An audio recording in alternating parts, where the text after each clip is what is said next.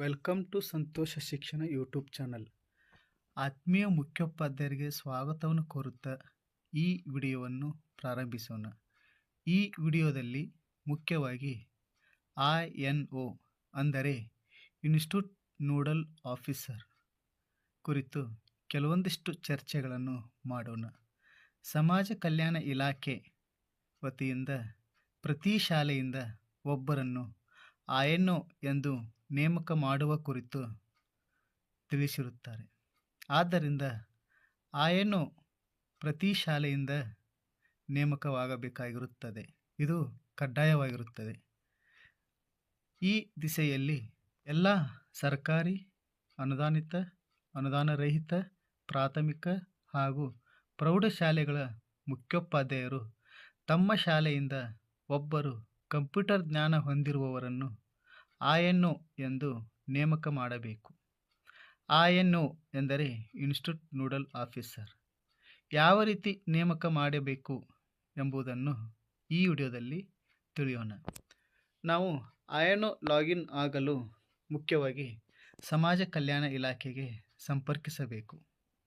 ಮುಖ್ಯೋಪಾಧ್ಯಾಯರು INO ಎಂದು ನೇಮಕ ಮಾಡಿದ ಸಹಶಿಕ್ಷಕರ ಅಥವಾ ಕಂಪ್ಯೂಟರ್ ಆಪರೇಟರ್ ಅವರ ಆಧಾರ್ ಕಾರ್ಡ್ ಹಾಗೂ INO ಫಾರ್ಮ್ ಭರ್ತಿ ಮಾಡಿಕೊಂಡು ಸಮಾಜ ಕಲ್ಯಾಣ ಇಲಾಖೆಗೆ ಭೇಟಿಯಾಗಬೇಕು.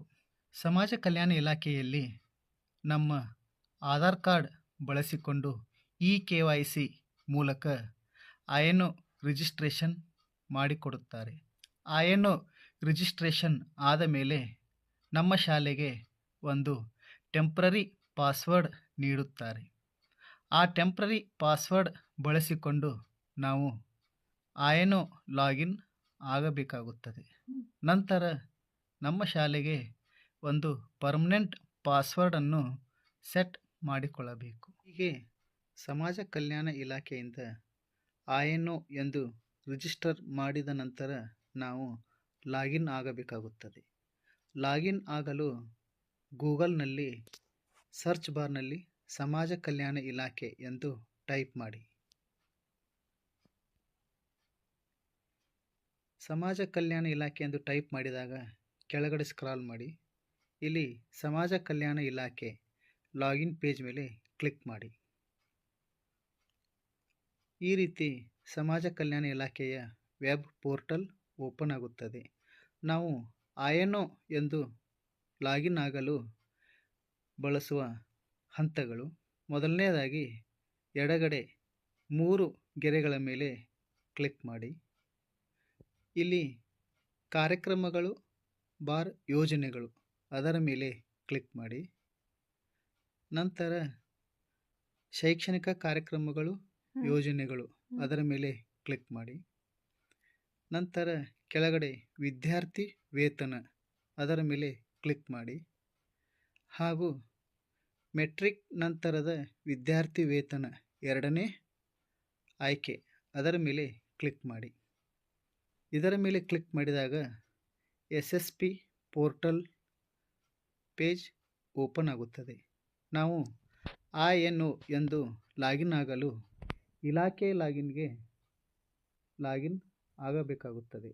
ಆದ್ದರಿಂದ ಮೇಲ್ಗಡೆ ಇಲಾಖೆ ಅಂತ ಒಂದು ಆಪ್ಷನ್ ಇದೆ. ಈ ಇಲಾಖೆ ಮೇಲೆ ಕ್ಲಿಕ್ ಮಾಡಿ.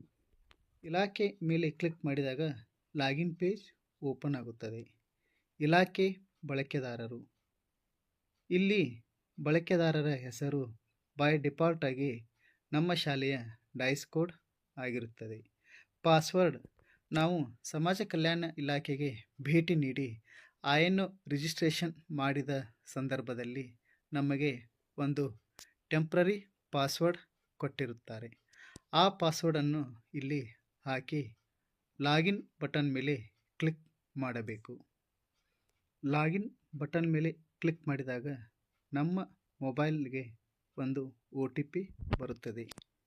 ನಾವು INO ಲಾಗಿನ್ ರಿಜಿಸ್ಟ್ರೇಷನ್ ಮಾಡುವ ಸಂದರ್ಭದಲ್ಲಿ ಸಮಾಜ ಕಲ್ಯಾಣ ಇಲಾಖೆಗೆ ನೀಡಿದ ಮೊಬೈಲ್ ಸಂಖ್ಯೆಗೆ ಈ OTP ಸೆಂಡ್ ಆಗುತ್ತದೆ. OTPಯನ್ನು ಎಂಟರ್ ಮಾಡಿ ಸಲ್ಲಿಸಿ ಬಟನ್ ಮೇಲೆ ಕ್ಲಿಕ್ ಮಾಡಿ. ಸಲ್ಲಿಸಿ ಬಟನ್ ಮೇಲೆ ಕ್ಲಿಕ್ ಮಾಡಿದಾಗ ಅಪ್ಡೇಟ್ ಪ್ರೊಫೈಲ್ ಅಂತ ಪೇಜ್ ಓಪನ್ ಆಗುತ್ತದೆ. ಅಂದರೆ ನಾವು ಪ್ರಥಮ ಬಾರಿಗೆ ಲಾಗಿನ್ ಆಗುವ ಸಂದರ್ಭದಲ್ಲಿ ನಮ್ಮ ಪ್ರೊಫೈಲನ್ನು ಅಪ್ಡೇಟ್ ಮಾಡಬೇಕು. ಇಲ್ಲಿ ಮ್ಯಾಂಡೇಟರಿ ಇರುವಂತಹ ಎಲ್ಲ ಅಂಶಗಳನ್ನು ಭರ್ತಿ ಮಾಡಬೇಕು.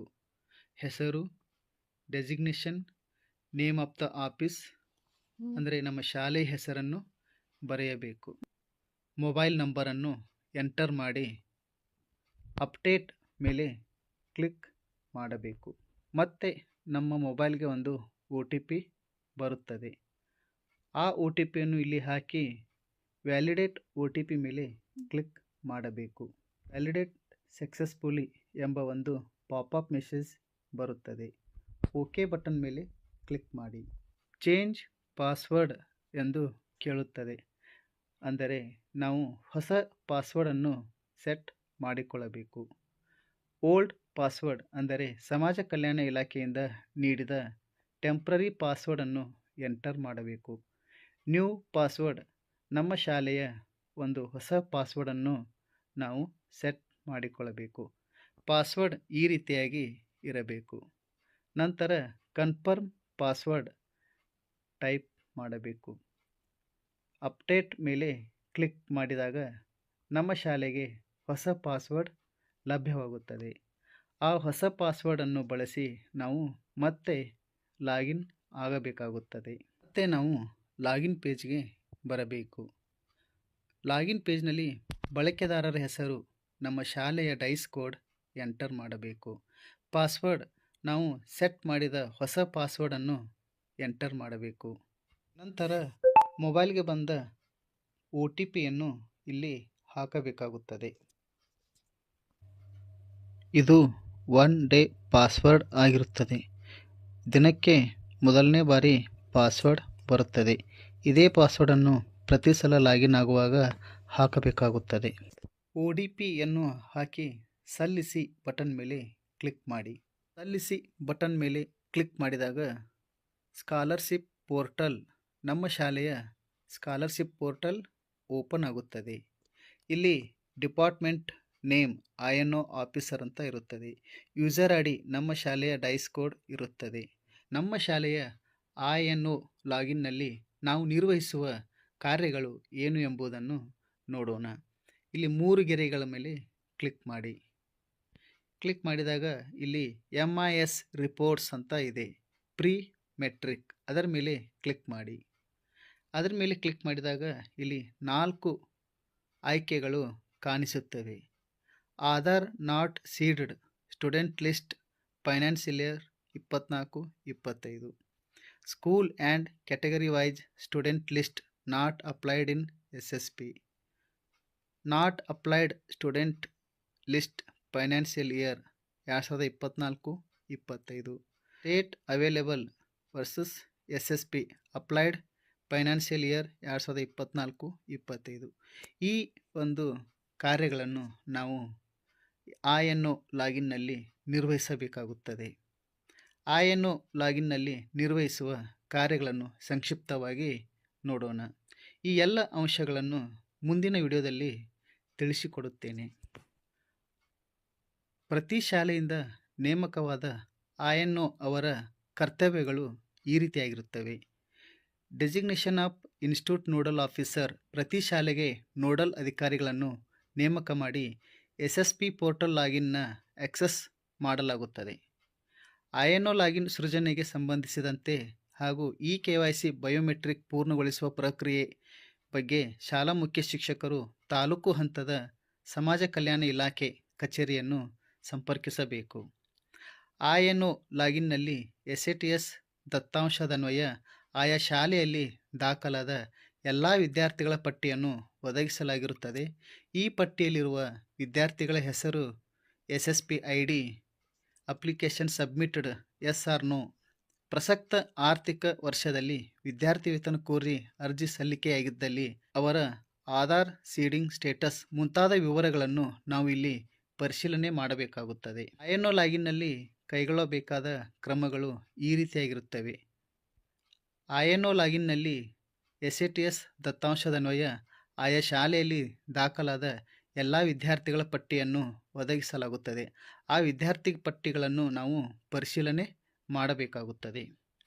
INO ಲಾಗಿನ್ನಲ್ಲಿ ಇರುವಂತಹ ಪಟ್ಟಿಯನ್ನು ವಿದ್ಯಾರ್ಥಿಯ ಹೆಸರು ಬಿತ್ತರವಾಗದೇ ಇದ್ದಲ್ಲಿ, ಅಂದರೆ ಪ್ರದರ್ಶಿತವಾಗದೇ ಇದ್ದಲ್ಲಿ ಸಂಬಂಧಪಟ್ಟ ಕ್ಷೇತ್ರ ಶಿಕ್ಷಣಾಧಿಕಾರಿಗಳ ಗಮನಕ್ಕೆ ತಂದು SATSನಲ್ಲಿ ನಮೂದು ಮಾಡಲು ಅಥವಾ SSP ಪೋರ್ಟಲ್ನಲ್ಲಿ ಅಳವಡಿಸಲು ಕ್ರಮ ಕೈಗೊಳ್ಳಬೇಕು.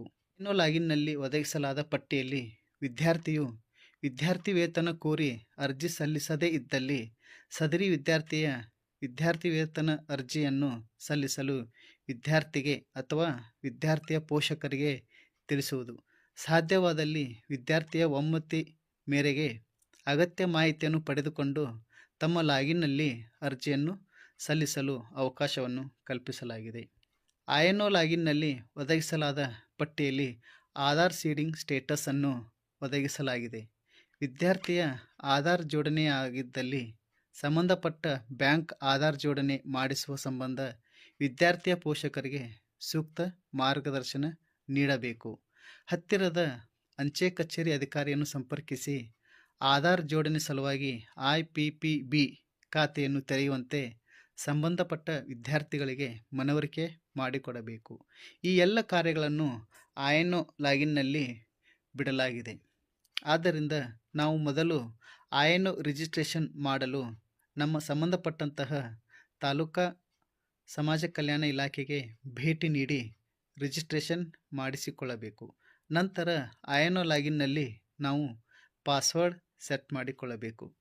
ಹಾಗೂ ನಂತರ INO ಲಾಗಿನ್ನಲ್ಲಿ ನಿರ್ವಹಿಸುವ ಕಾರ್ಯಗಳ ಕುರಿತು ಮುಂದಿನ ವಿಡಿಯೋದಲ್ಲಿ ಹಂತ ಹಂತವಾಗಿ ಸಂತೋಷ ಶಿಕ್ಷಣ ಯೂಟ್ಯೂಬ್ ಚಾನಲ್ನಲ್ಲಿ ತಿಳಿಸಿಕೊಡಲಾಗುತ್ತದೆ. ಆದ್ದರಿಂದ ಸಂತೋಷ ಶಿಕ್ಷಣ ಯೂಟ್ಯೂಬ್ ಚಾನಲ್ಗೆ ಸಬ್ಸ್ಕ್ರೈಬ್ ಮಾಡಿರಿ ಮತ್ತು ಈ ವಿಡಿಯೋ ತಮಗೆ ಇಷ್ಟವಾದರೆ ಲೈಕ್ ಮಾಡಿ, ಶೇರ್ ಮಾಡಿ, ಕಮೆಂಟ್ ಮಾಡಿ. ಮುಂದಿನ INO ಕುರಿತಾದಂತಹ ಮಾಹಿತಿಗಳಿಗೆ ಸಂತೋಷ ಶಿಕ್ಷಣವನ್ನು ನೋಡ್ತಾ ಇರಿ ಎಂದು ಹೇಳುತ್ತಾ ಈ ವಿಡಿಯೋವನ್ನು ಇಲ್ಲಿಗೆ ಮುಗಿಸುತ್ತೇನೆ. ಎಲ್ಲರಿಗೂ ಧನ್ಯವಾದಗಳು.